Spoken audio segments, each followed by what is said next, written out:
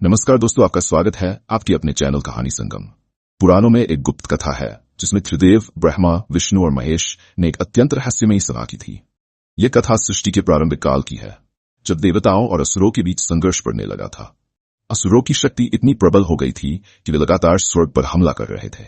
इंद्र और अन्य देवता इन आक्रमणों को रोकने में असफल हो रहे थे। स्थिति इतनी गंभीर हो गई थी कि ब्रह्मांड का संतुलन बिगड़ने लगा। इसे देखकर त्रिदेवों ने एक गुप्त सभा का आयोजन किया। यह सभा त्रिकाल पर्वत के शिखर पर हुई, जहां किसी भी अन्य देव तो असुर या मानव का प्रवेश वर्जित था। ब्रह्मा जी ने कहा, यदि असुरों की यह शक्ति यूं ही बढ़ती रही तो सृष्टि का विनाश निश्चित है। हमें कुछ ऐसा करना होगा जो उनकी शक्ति को सीमित कर सके। विष्णु ने अपनी योगमाया का उपयोग करते हुए ब्रह्मांड की ऊर्जा का अध्ययन किया और कहा, असुरों को शक्ति उनकी तपस्या और समर्पण से मिल रही है। उनकी तपस्या इतनी प्रबल हो चुकी है कि ब्रह्मांड का हर तत्व उनसे जुड़ गया है। हमें ऐसा मार्ग ढूंढना होगा जिससे ये शक्ति सृजन की ओर मुड़े, न कि विनाश की ओर। महादेव, जो अब तक मौन थे, अपनी तीसरी आंख बंद कर ध्यान त्रिदेवों की योजना के अनुसार पार्वती को शिव से विवाह के लिए तपस्या करनी थी। युगमाया ने अपनी माया से पार्वती को यह एहसास कराया कि केवल शिव ही उनके जीवन साथी बन सकते हैं। पार्वती ने यह जानकर कठोर तपस्या आरंभ की, जिससे पूरी सृष्टि कांपने लगी। दूसरी ओर महादेव अपनी ध्यानावस्था में इतने गहरे लीन थे कि पार्वती की तपस्या का कोई प्रभाव उन पर नहीं पड़ा। इसी समय असुरों के राजा तारकासुर को त्रिदेवों की योजना का आभास हुआ। उसने अपने शक्तिशाली सेनापतियों को आदेश दिया कि किसी भी स्थिति में पार्वती की तपस्या को भंग किया जाए। उसने जंगलों में आतंक फैलाया, पर्वतों को ध्वस्त किया और यहां तक कि अपनी मायावी शक्तियों का उपयोग करके पार्वती को भयभीत करने का प्रयास किया। लेकिन पार्वती की तपस्या इतनी दृढ़ थी कि कोई भी शक्ति उसे विचलित नहीं कर सकी। त्रिदेव इस बीच अपनी योजना के अगले चरण में जुट गए। विष्णु ने नारद मुनि को भेजा ताकि वे शिव को पार्वती की तपस्या के बारे में बताएं। नारद मुनि कैलाश पर्वत पर पहुंचे और महादेव से विनम्रता से कहा, भगवान, पार्वती आपकी तपस्या कर रही हैं। उनके समर्पण और भक्ति ने पूरी सृष्टि को प्रभावित किया है। अब समय आ गया है कि आप उनकी तपस्या को स्वीकार करें। महादेव ने नारद मुनि की बात सुनी, लेकिन उन्होंने उत्तर में कहा, मैं संसार के बंधनों से मुक्त हूं, विवाह मेरे लिए नहीं है। यह सुनकर नारद मुनि ने विष्णु से सहायता मांगी। विष्णु ने अपनी माया का सहारा लिया और शिव के ध्यान को भंग करने के लिए कामदेव को बुलाया। कामदेव ने अपनी शक्ति का प्रयोग करते हुए एक सुगंधित वसंत ऋतु का वातावरण रचा। उसने अपने पुष्पबाणों से शिव के हृदय को प्रेम से भरने का प्रयास किया, लेकिन जैसे ही शिव का ध्यान भंग हुआ, उन्होंने क्रोध में अपनी तीसरी आंख खोल दी। कामदेव उनकी तीसरी आंख की अग्नि से भस्म हो गया। हालांकि शिव को इस घटना से पार्वती की तपस्या का आभास हुआ। महादेव ने पार्वती की तपस्या को स्वीकार किया और प्रकट होकर उन्हें वरदान दिया। उन्होंने कहा, तुम्हारी भक्ति ने मुझे प्रभावित किया है, मैं तुम्हारा हाथ थामने के लिए तैयार हूं। इस प्रकार शिव और पार्वती का विवाह सुनिश्चित हुआ और सृष्टि में एक नई ऊर्जा का संचार हुआ। दूसरी ओर तारकासुर को यह जानकारी मिल गई कि शिव और पार्वती के विवाह से वह संकट में पड़ सकता है। उसने अपनी सेना को और मजबूत करना शुरू कर दिया और देवताओं पर आक्रमण तेज कर दिए। लेकिन त्रिदेवों को पता था कि यह केवल समय का प्रश्न है। शिव और पार्वती के पुत्र कार्तिकेय के जन्म से ही असुरों के विनाश का समय आएगा। इस प्रकार त्रिदेवों की योजना का दूसरा चरण पूरा हुआ। अब सवाल यह था कि कैसे कार्तिकेय का जन्म होगा और वह असुरों की ताकत को समाप्त करेंगे। ये कहानी अगले भाग में और भी गहराई से उभरकर सामने आएगी। शिव और पार्वती के विवाह के पश्चात सृष्टि में एक नई उमंग का संचार हुआ। त्रिदेवों की योजना के अनुसार अब समय आ गया था कि पार्वती के गर्भ से शिव का पुत्र कार्तिकेय जन्मे। लेकिन यह जन्म केवल एक सामान्य घटना नहीं थी, बल्कि यह असुरों के विनाश की शुरुआत थी। तारकासुर को यह खबर मिली कि शिव और पार्वती का संतान होने वाला है और वह ये समझ गया कि इस बच्चे के जन्म से उसकी सत्ता का अंत होना तय है। तारकासुर ने अपनी पूरी शक्ति से देवताओं के खिलाफ युद्ध छेड़ दिया और हर स्थान पर आतंक मचाने लगा। लेकिन उसे यह नहीं पता था कि कार्तिकेय के जन्म के साथ उसकी पराजय निश्चित थी। एक दिन जब पार्वती गर्भवती हुई तो त्रिदेवों ने एक और योजना बनाई।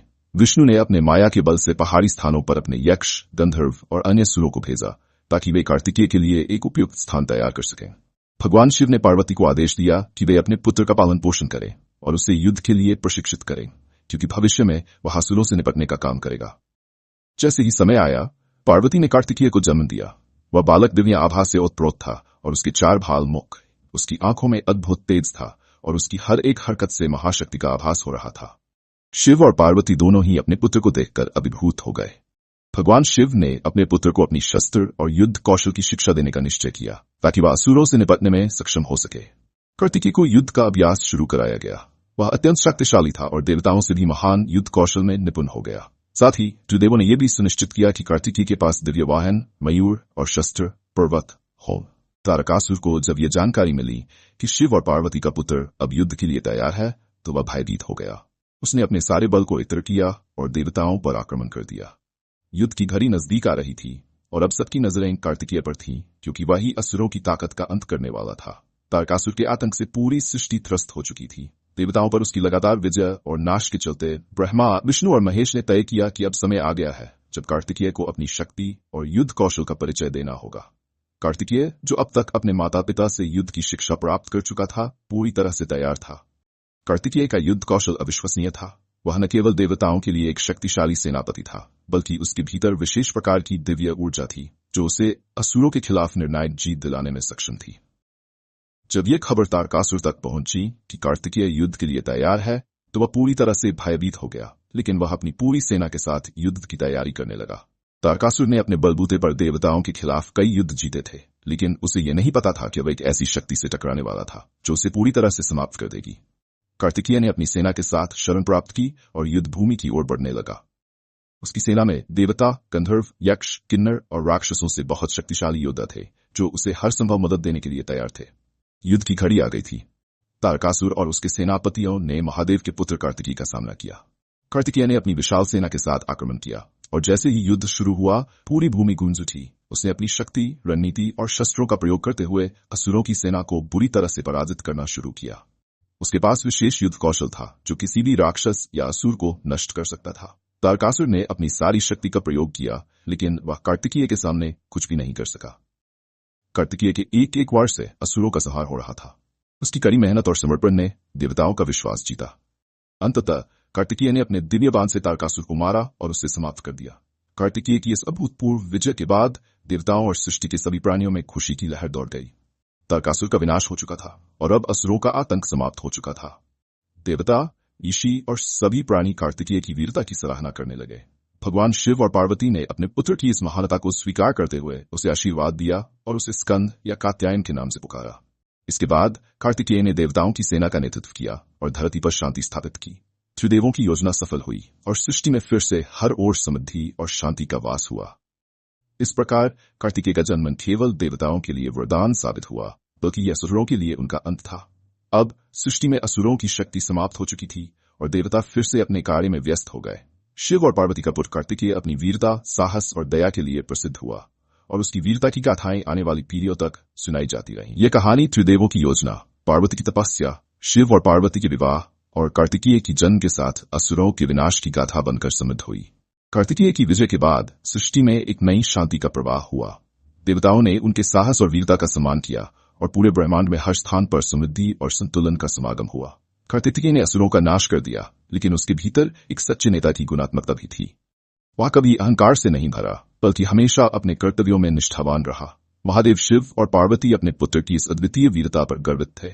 उन्होंने कार्तिकेय को भगवान के रूप में सम्मानित किया और उसे अपने कार्यों में और भी आगे बढ़ने का आशीर्वाद दिया। पार्वती ने कहा, तुम्हारा कार्य इस धरती पर एक नई दिशा देगा और तुम हमेशा धर्म और सत्य के पथ पर चलोगे। कार्तिकेय ने अपने पिता शिव और मां पार्वती से आशीर्वाद प्राप्त किया और न केवल देवताओं के सेनापति के रूप में, बल्कि एक न्यायपूर्ण और उदार शासक के रूप में भी अपनी यात्रा शुरू की। उसने न केवल असुरों को हराया, बल्कि वह हमेशा अच्छे कर्म और सत्य के मार्ग पर चलने के लिए प्रेरित करता रहा। उसके नेतृत्व में देवताओं की सेना और भी मजबूत हुई और वह समय समय पर नए संकटों से निपटने के लिए तैयार रहता। कार्तिकेय की महिमा का प्रचार केवल देवताओं के बीच ही नहीं, बल्कि मानवों और अन्य प्राणियों के बीच भी हुआ। लोग उसे स्कंद और कात्यायन के नाम से पुकारने लगे और उसकी पूजा करने लगे। उसे युद्ध और साहस का प्रतीक माना गया, लेकिन साथ ही साथ वह प्रेम, दया और विनम्रता का भी प्रतीक था। समय के साथ कार्तिकेय ने अपनी दिव्य उपस्थिति से कई और असुरों का नाश किया और सृष्टि में शांति स्थापित की। उसके कार्यों और उसके द्वारा दी गई शिक्षा से हर जीव में सत्य, धर्म और अच्छाई का संचार हुआ। उसे हर किसी ने आदर्श माना और वह पूरे ब्रह्मांड के एक महान नेता के रूप में पूजित हुआ। अंततः कार्तिकेय के कार्यों से ब्रह्मांड में संतुलन पुनः स्थापित हुआ और असुरों की कुरीतियां समाप्त हो गई।